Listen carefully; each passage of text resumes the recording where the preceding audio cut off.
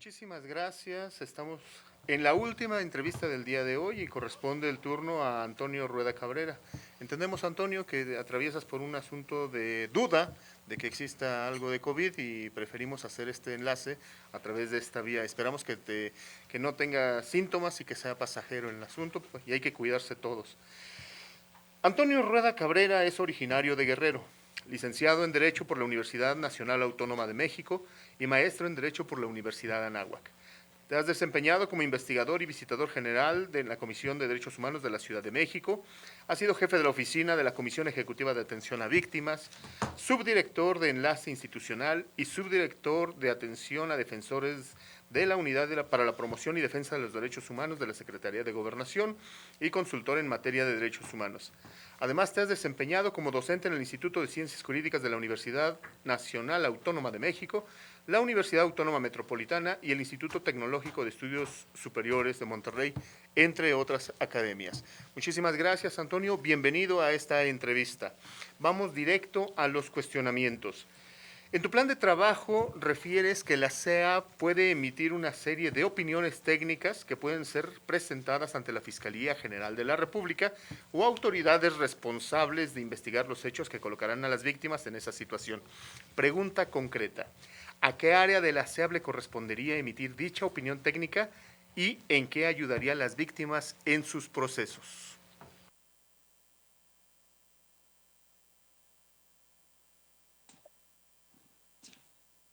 ¿Qué tal? Buenas tardes. Bueno, es una facultad que siempre ha estado en la ley. Lo pondría en vinculación esa situación. Varias de las actividades que tiene que hacer la SEAP están eh, muy estrechas con el tema de vinculación. Dentro de las actividades que tendrían que realizar el área de vinculación, pues es esta supervisión y esta verificación de que el sistema esté funcionando adecuadamente, ¿no? Como parte del tema del funcionamiento del sistema, se tendrían que emitir estas opiniones técnicas. Un área pues, sería la fiscalía, ¿no?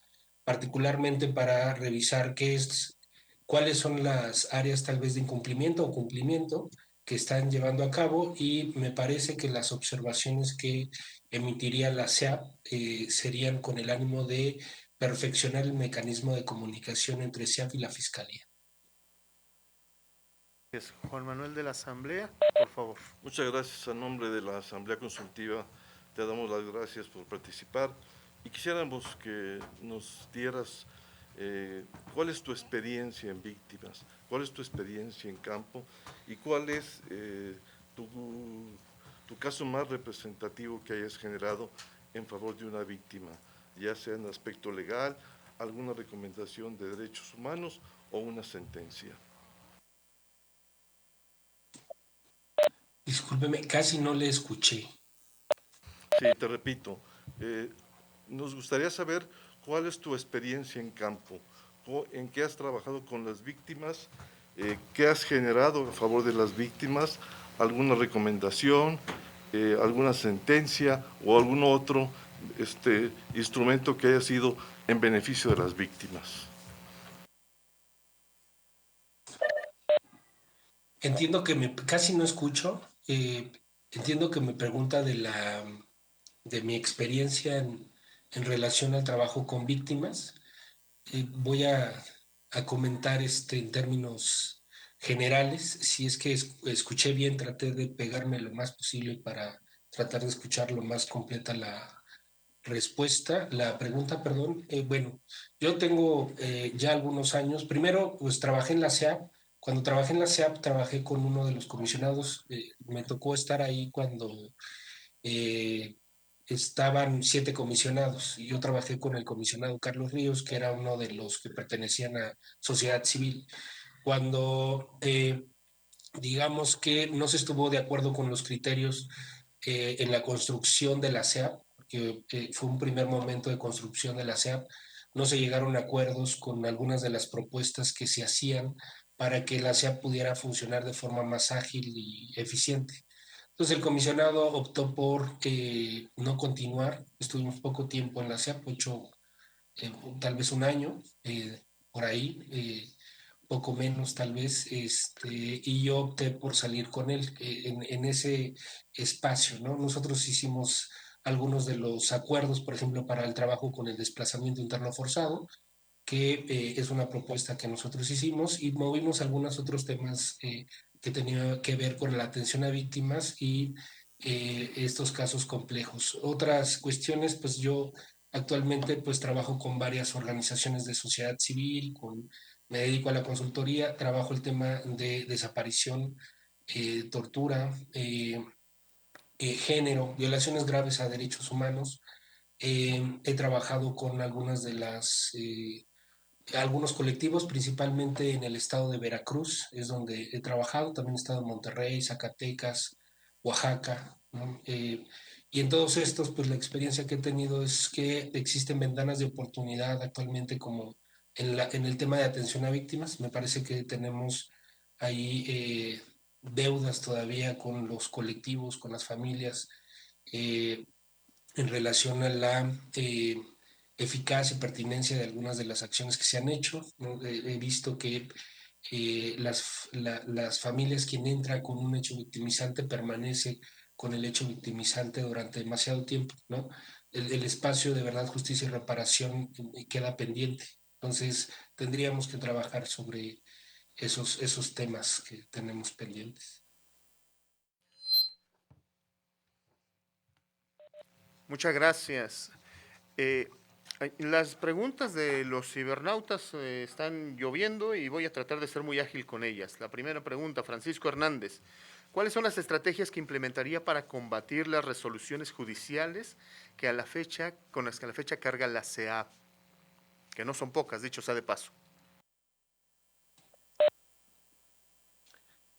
Habría que ver sobre qué versan.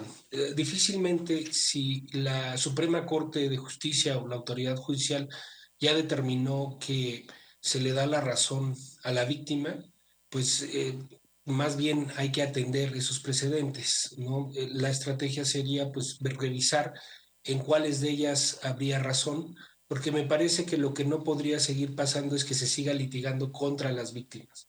Lo que yo haría es revisar quién de esas víctimas tiene razón en relación a lo que solicita y terminar los litigios y terminar con esos tiempos de espera infinitos, establecer como mecanismos más de comunicación con las víctimas para implementar mecanismos de atención eficientes. Mara Martínez te pregunta, ¿cómo implementarías una nueva relación con los colectivos, con las víctimas y con sus representantes?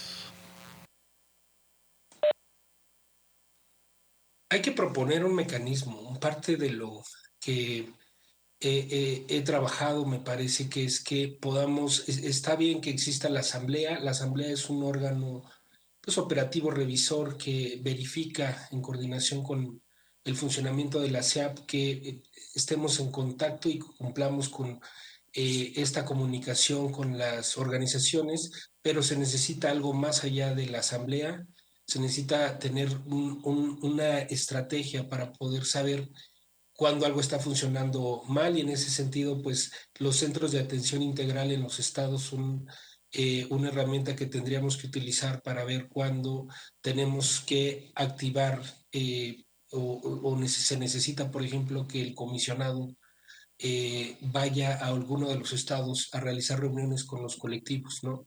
Cuando haya inquietudes sobre el funcionamiento de algún aspecto.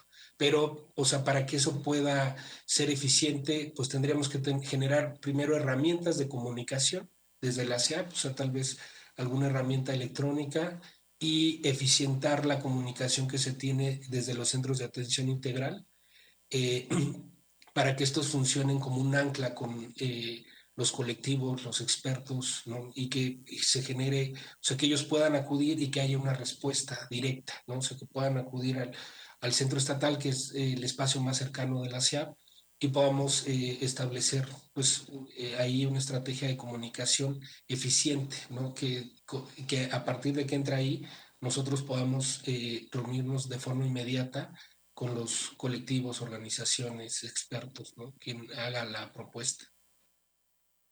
Muchas gracias. Voy a tratar de sintetizar 3 preguntas en una. Usted, Antonio, ha tenido experiencia en el contacto con víctimas. Primer pregunta que tiene que ver con el diseño de la actual comisión ejecutiva. Usted dejó de trabajar, por lo que nos explica, a partir de una serie de desavenencias que se generaron y una renuncia de su comisionado. La pregunta es, ¿cuáles son los elementos que tendría que mejorar la comisión ejecutiva en su diseño institucional actual, en la atención a víctimas y en la condición presupuestal de estos momentos?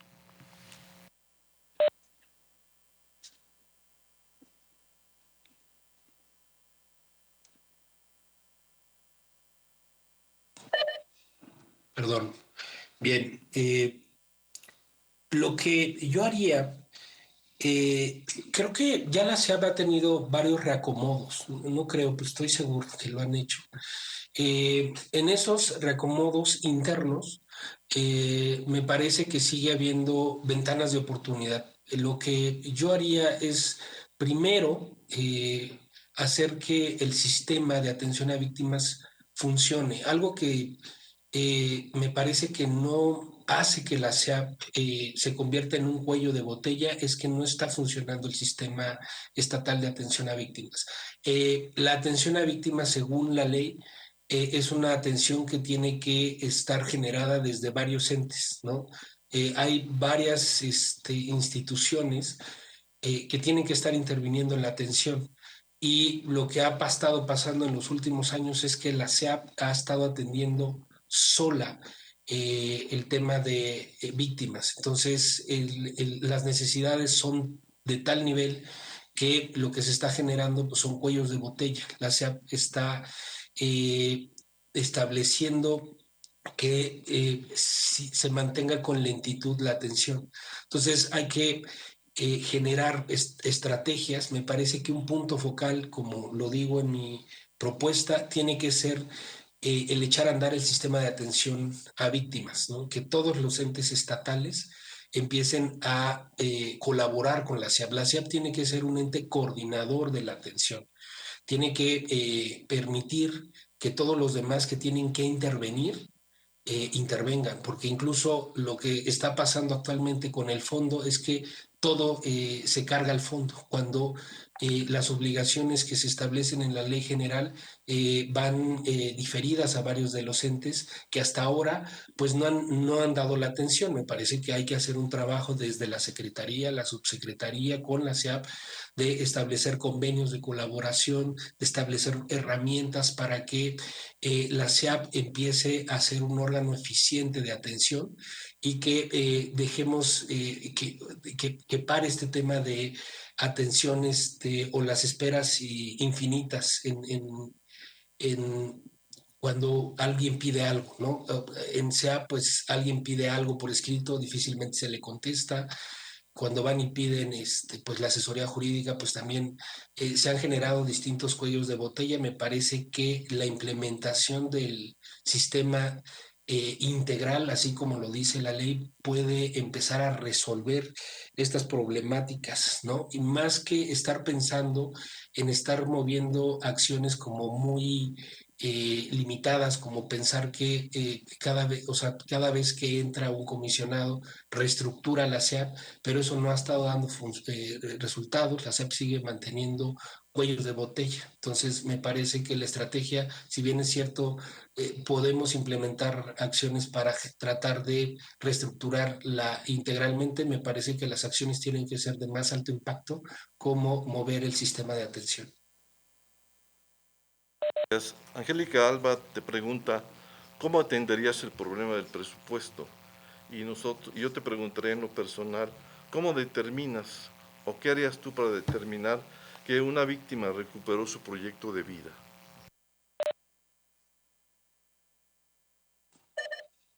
Discúlpeme, pero casi no le escuché ahora sí. O sea, no logré escuchar nada. Angélica Alba de Facebook te pregunta, ¿cómo atenderías el problema del presupuesto de la SEAP? Y yo te preguntaría, ¿cómo o qué harías para determinar que una persona recuperó su proyecto de vida?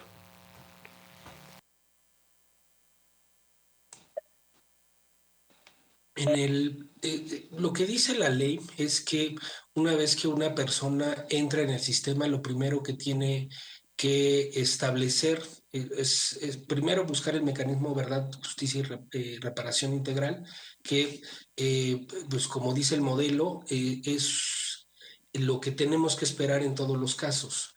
Como la ley dice que mientras llega al tema de reparación, que es como una instancia, las personas tienen que ir generando con la SEAB herramientas de resiliencia para que cuando lleguen a la reparación salgan del tema de considerarse víctimas y puedan continuar con su camino. Para ello, se tienen que realizar valoraciones de impacto, que son las herramientas que desde el sistema interamericano se han estado utilizando para ver cuáles serían los planes por persona que se tendrían que seguir especializados para que podamos llegar a esa verdadera reparación, ¿no? En esa estancia que está la víctima, nosotros necesitamos información técnica especializada para que nos digan cuáles son los mecanismos que nosotros tendríamos que implementar para que esas personas generen esas resiliencias, porque la vida, no la, o sea, su nivel de vida, lo que antes tenían, pues difícilmente podemos pensar que lo recobren, pero podemos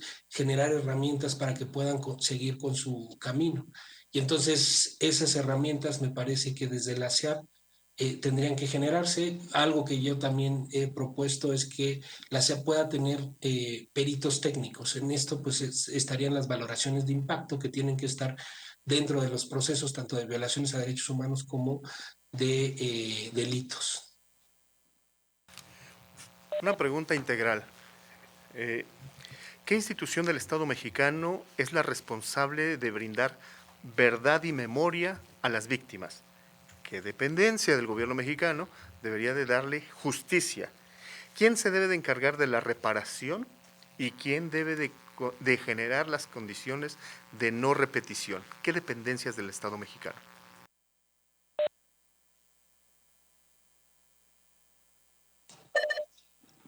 Bien, justicia, como dice, pues es la Procuraduría y se pueden pensar en distintos mecanismos para establecer el tema de verdad como comisiones de la verdad, ¿no? Que ya pasó alguna en Ayotzinapa. Me parece que en el país, por las cuestiones en las que estamos, tendríamos que pensar en la implementación de mayores mecanismos como estos, en donde nos vayan llevando a las víctimas a establecer esta verdad, ¿no? Que temporalmente podríamos tener mientras la Fiscalía continúa con la investigación. Podemos pensar en la estructuración de comisiones a la verdad que nos pueden ayudar, por ejemplo, a atender el tema de la reparación, ¿no? Que es un estándar que los organismos internacionales de derechos humanos han establecido como válido y que son herramientas que nos pueden ayudar a pues que las personas puedan llegar a estos temas de verdad, justicia, reparación, sin dejar de ver que se tiene que, o sea, no se puede dejar sin justicia, ¿no? O sea, son herramientas complementarias. ¿Quién lo podría hacer? La SEAP. O sea, la SEAP creo que puede ser un ente coordinador que pueda llevar e implementar este tipo de herramientas. ¿Quién tendría que implementar las acciones de no repetición? Depende, ¿no? Si vienen en una recomendación, las acciones de no repetición, me parece que todo el tiempo tendrán que ir encaminadas a la autoridad responsable. La SEAP tiene que hacer los planes de reparación, coordinando a la autoridad responsable para que la autoridad responsable cumpla, ¿no? Y establezca mecanismos para que las violaciones de las que se le acusó no vuelvan a pasar, ¿no? Entonces sería como en ese contexto. Muchas gracias.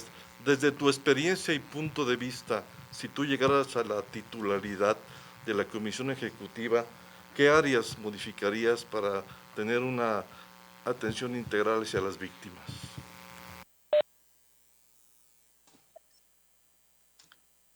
Tenemos un reto complejo. Quien llegue ahí va a tener eh, un verdadero reto. Me parece que lo que se tiene que hacer es, y se ha estado haciendo, son diagnósticos, pero sin parar la operación. Me parece que la operación tenemos que implementar en primera instancia eh, agilizar los mecanismos de atención, por ejemplo, ahorita el tema de reparaciones, el tema de apoyos, ayudas, eso lo tenemos que agilizar. No, o sea, las personas no pueden mantenerse esperando mientras estos grandes diagnósticos se realizan. El diagnóstico se tiene que hacer en paralelo y tenemos que hacer una gran convocatoria con las organizaciones civiles, con los colectivos, de trabajo conjunto. Me parece que lo que se tiene que hacer es estructural, o sea, sí algunas acciones muy concretas al corto plazo, pero lo que hay que hacer con la SEAP es estructural. Yo pensaría en la modificación de la ley, pero proponiendo otra ley. No mantener, porque ya, la ley general ha tenido ya varias adecuaciones, sino me parece que lo que tenemos que hacer es algo más estructural, dejar cuestiones muy claras. Hay muchos bloqueos que tienen las víctimas en la interpretación de la propia ley que no es clara, es confusa, ¿no? No hemos realizado, por ejemplo, protocolos de atención victimal. O sea, los protocolos que existen son protocolos de investigación, ahí meten algunas cosas de tema de atención a víctimas, o sea, no son invisibles y están, pero necesitamos tener protocolos que vayan guiando a las personas con claridad hasta llegar al tema de la reparación y eso no existe. Entonces, me parece que lo que tendríamos que hacer son acciones estructurales, visualizar, ¿no? A través de un diagnóstico que tenemos que hacer con las organizaciones civiles, ¿no? Esta gran convocatoria que tendríamos que hacer, porque no podemos trabajar pensando en que nosotros sabemos qué es lo que hay que hacer, sino más bien consultar todo el tiempo con sociedad civil, porque han generado demasiada experiencia que creo que tenemos que retomar para implementarla en la ley general y establecer mecanismos eficientes de atención. Muchas gracias. Eh, Siempre se habla del presupuesto y tú en la trayectoria que nos has enviado, habla en diferentes participaciones y momentos que has observado a la Comisión Ejecutiva de Atención a Víctimas. Siempre se dice no hay presupuesto suficiente. La pregunta concreta es, si estuviera en tus manos, ¿cuál sería el presupuesto que le plantearías a la Cámara de Diputados para la Comisión Ejecutiva de Atención a Víctimas? ¿Cuál es el sí es suficiente?